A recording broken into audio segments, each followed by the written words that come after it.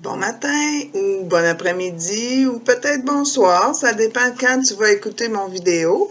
Pour ceux qui me connaissent pas, je m'appelle Sylvie.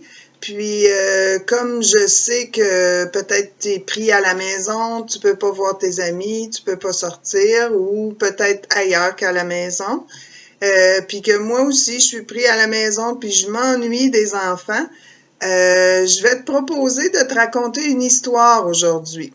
Puis comme c'est le printemps, puis que bientôt dans la nature, il y a plein de petits bébés qui vont venir au monde, je vais te raconter l'histoire du bébé du chevreuil et de la biche qu'on appelle le faon. Alors regarde, il va lui arriver peut-être une aventure. Le titre de l'histoire, ça dit qu'il est perdu dans les bois. Et c'est lui le petit faon. Tu es prêt? Je vais baisser un peu l'écran et on commence l'histoire.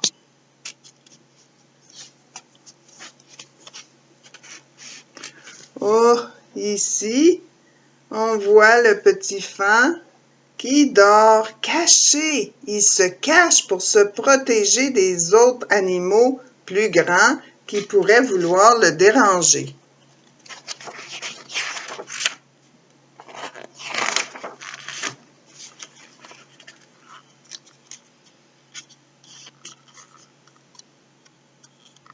Ça dit que cette histoire-là est dédiée à toutes les personnes qui prennent soin de la nature et des endroits sauvages.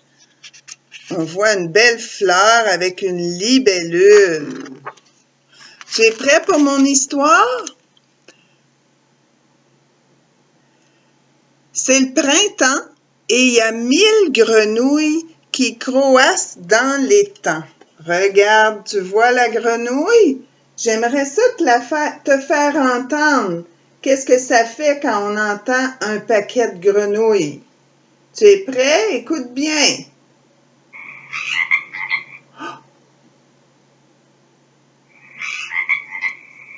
Ce sont les grenouilles. Leur chant joyeux se passe pendant la nuit et arrête quand le jour se lève.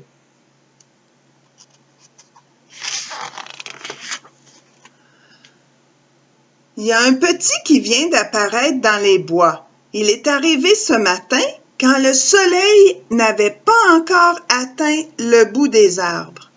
Il dort dans les herbes hautes à l'orée du bois, là où se dressent les premiers arbres. Alors, il est tout au début de la forêt. On le voit dans les herbes qui se reposent. C'est après sa naissance.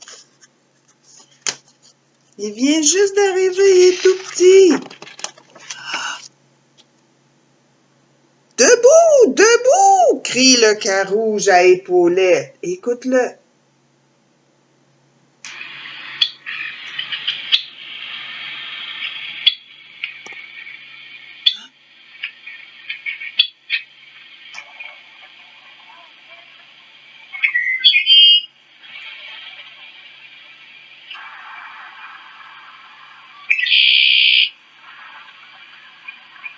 Est-ce que tu penses qu'il va réveiller notre petit bébé?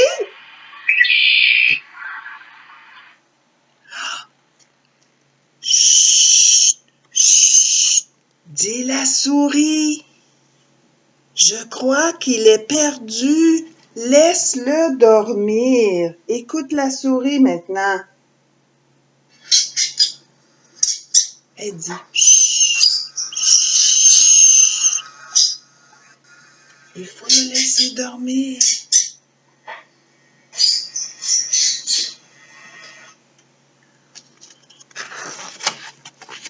Ça fait un moment. Oh, attends, je vais te montrer l'image comme il faut. Ça fait un moment que je t'observe. Tu es seul depuis longtemps, dit le tamia rayé en mettant un autre gland dans ses grosses joues. Alors, il paraît que tu es perdu? Je te fais entendre le tamia.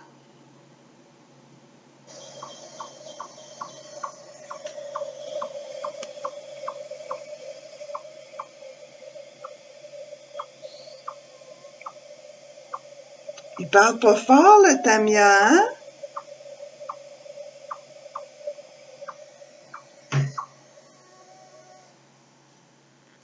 Est-ce qu'il est perdu? Écoute la réponse de notre bébé fan. Maman m'a dit de l'attendre. De l'attendre juste ici, dit le fan. Elle va revenir. Alors, il est obéissant. Sa maman lui a dit d'attendre. Il attend, même si tout le monde lui dit qu'il est perdu.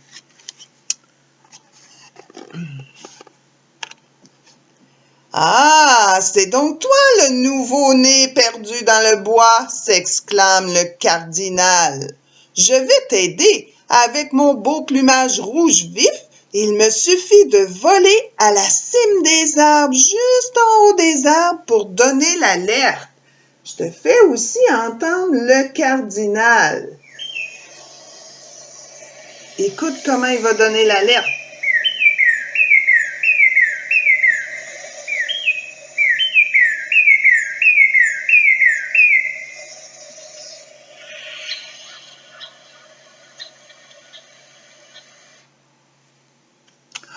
Qui va être entendu. Je ne suis pas perdu, dit le petit fan, sans même lever les yeux. Maman viendra, elle m'a promis. Hein, il regarde même pas le cardinal, il reste couché, puis il attend sa maman, sagement.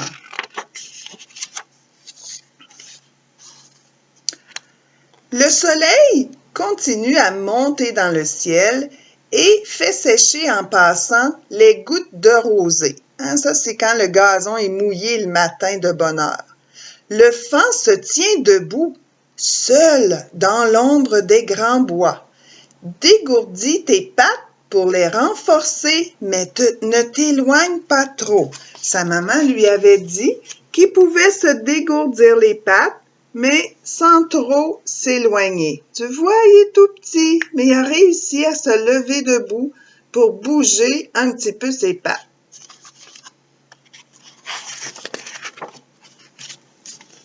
On le voit encore ici. Et là, il entend quelque chose. Il a tourné sa tête. Et qui est-ce qui est là? Les petits oisons. Les oisons jargonnent tous en même temps. Pip, pip, pip, pip, pip, pip, pip, pip, pip, pip. D'où vient-il? Que fait-il par ici? Mais où est sa maman? Avez-vous vu ses oreilles? Elles sont énormes. Est-ce qu'il est dangereux? Alors les petits, eux autres aussi, ce sont des bébés, ils n'ont jamais vu un fan.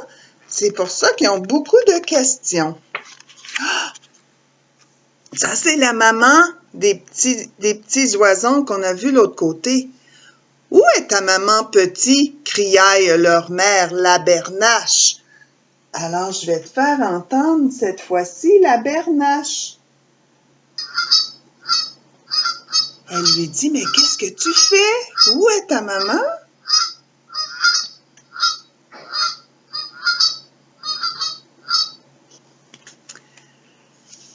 Elle a dit qu'elle reviendrait et elle va revenir, dit le fan, qui a un peu peur par le son de la voix de la bernache. Il se tourne vers les bois qui lui semblent encore plus grands et plus inquiétants qu'avant. Il doit commencer à avoir hâte que sa maman revienne, hein? Et là, il s'en va dans la forêt, regarde au pied d'un gros arbre. Et il dit, est-ce que je suis allé trop loin? Tout à coup, le vent apporte des bruits de voix et de rires enjoués. Ah, ça, je vais te demander de le faire. Est-ce que tu peux faire le son des enfants qui se promènent dans le bois, qui rient? Ah, mais là, on se promène dans la forêt. Hein? Tu peux faire les sons? Aussitôt, les oiseaux cessent de chanter. Le fan, lui, il connaît pas ça des enfants, il en a jamais vu encore. Il se cache dans les herbes hautes et se fait tout petit. Alors regarde, il est caché juste ici. Puis les enfants sont juste là. Alors, je pense qu'ils ne verront pas. Ils restent bien cachés dans les herbes, espérant que personne ne va le voir. Quand le danger te guette, reste immobile, ne bouge pas du tout, ni d'une oreille, ni d'un cil. Laisse les taches sur ton dos faire leur travail et toi, ne fais pas un bruit. Les taches, ça le rend plus difficile à repérer. Souviens-toi que les petits bébés les faons n'ont pas d'odeur. Ils sentent rien. Alors, les prédateurs, ceux qui voudraient les attraper, ne peuvent pas le repérer par l'odeur, comme le renard pourrait être un prédateur pour le faon, mais il ne peut pas le sentir, alors il ne trouvera pas si le petit faon ne bouge pas. Oh là, c'est difficile. Je ne sais pas si tu vas bien voir, mais dans l'image ici, il y a une grenouille de cachée. Elle est vraiment cachée parce qu'elle fait du camouflage. Bien joué, dit une petite voix sortie de nulle part. Je t'entends, mais je ne te vois pas, dit le faon. Écoute bien, qu'est-ce que le faon entend? Et elle dit, c'est parce que je suis la reine du camouflage, dit la grenouille, la rainette verte. Je suis verte, alors je trouve du vert et hop, je redeviens invisible. On peut juste l'entendre, mais on peut difficilement la voir. Il faut vraiment regarder comme il faut pour la trouver dans l'image. Je te la montre une autre fois. Oups. Ici. Regarde. On voit son œil. On voit une patte ici avec ses grands doigts. On voit une autre patte là. Puis sa petite patte là. Puis vraiment bien son œil. Alors, elle dit que le faon s'est bien caché lui aussi. Avec des branches qui ont un petit peu de blanc comme ses taches, il n'est pas facile à trouver. Et là, regardez comme il se cache bien, dit la sauterelle verte du haut de sa feuille. Il a tout compris. Maman serait fière de lui. La sauterelle aussi, elle se cache sur une feuille verte. Écoute, qu'est-ce qu'elle fait quand elle lui parle?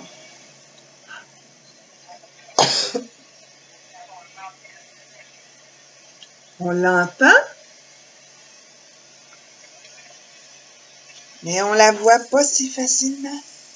Elle dit « Bravo, tu t'es bien caché! »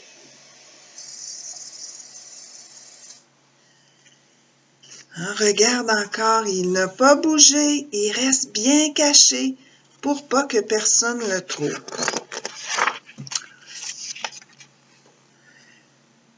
Tut, tut, tut, s'écrie l'écureuil. Croyez-vous qu'il a faim? Tut, tut, tut, pas de problème. J'en ai caché là des centaines de glands pour des années à venir. Il m'arrive de partager, vous savez. Je te fais entendre l'écureuil. Tut, tut, tut.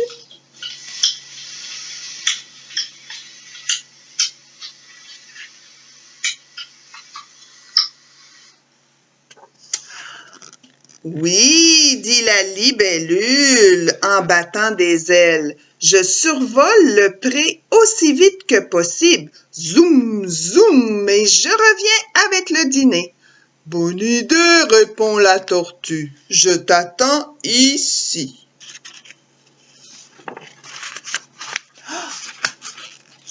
Ouh, que vois-je? Ulule la petite Nyctale.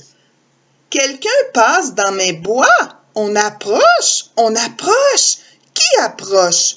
ça? Brame le faon. Il a peur un peu. Soudain, une ombre vient masquer le soleil. Oh, écoute le son de l'ictale.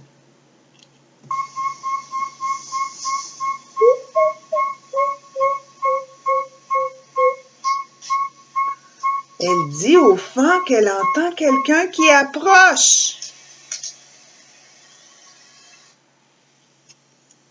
Et là, le faon, on voit son visage, il est un peu inquiet. Il se demande qui approche comme ça. Oh, mais c'est sa maman! Le faon se retourne et tombe nez à nez avec sa maman qui le couvre à de ses grands yeux bruns. « Je savais que tu viendrais! » « Souviens-toi, lui dit-elle en léchant son doux pelage tacheté de blanc. Une fois de plus, le faon ouvre grandes ses oreilles pour écouter les sages conseils de sa maman.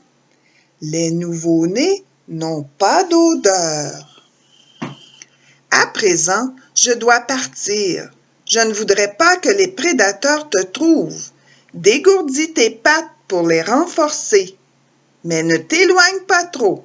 Bientôt, tu pourras me suivre. Bientôt, ce sera ton tour. Alors, elle doit déjà repartir, la maman. Mais elle dit qu'elle va revenir. Elle doit aller manger pour pouvoir donner du bon lait à son bébé.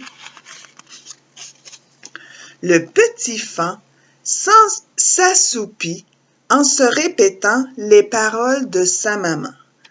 Mais avant, regarde bien. On voit que le bébé, il prend du lait aux mamelles de sa maman. Puis ensuite, mais une fois que son ventre est plein de lait, il se repose, bien caché, comme sa maman lui a enseigné. Puis, le soleil chasse la nuit, comme l'a fait si souvent déjà.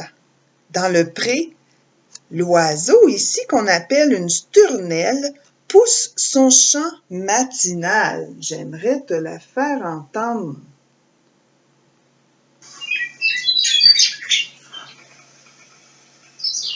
Les jours passent et le petit faon grandit comme le font tous les autres bébés animaux de la forêt.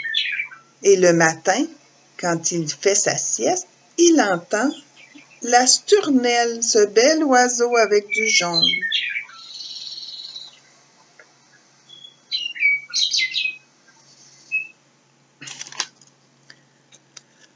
Je peux y arriver, dit le raton laveur déterminé en s'agrippant de son mieux à la branche pour ne pas tomber. Ah, celui-là, c'est un autre bébé. C'est le bébé raton laveur qui essaie de grimper à une branche. Je te le fais entendre.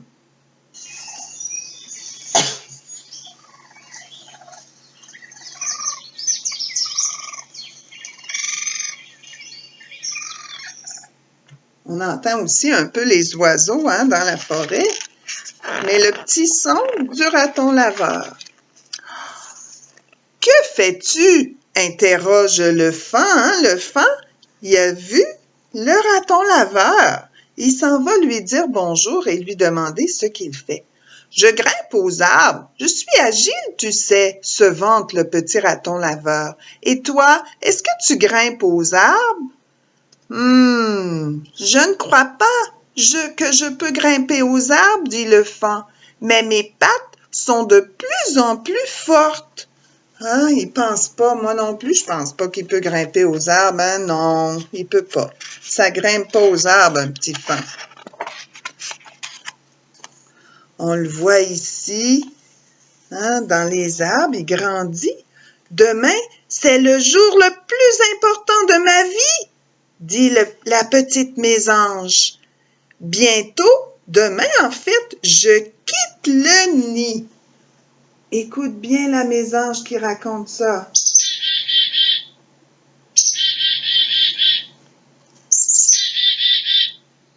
Elle lui dit que demain, elle va quitter le nid.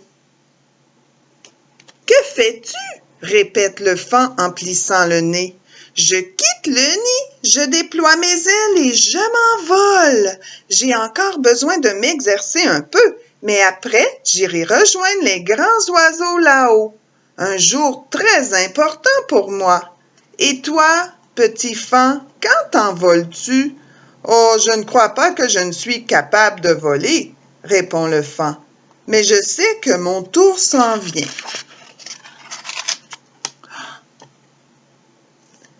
Regarde, il est rendu dans l'arbre, notre ami raton laveur. Se pourrait-il? Serait-ce enfin son tour? Dit le raton laveur du haut de son arbre. Quoi? Qui? Quand? Les petits oiseaux bombardent leur mère de questions. On les voit, hein, ils sont bien installés sur le dos de leur maman Bernache. C'est ton tour, dit le carouge à épaulettes.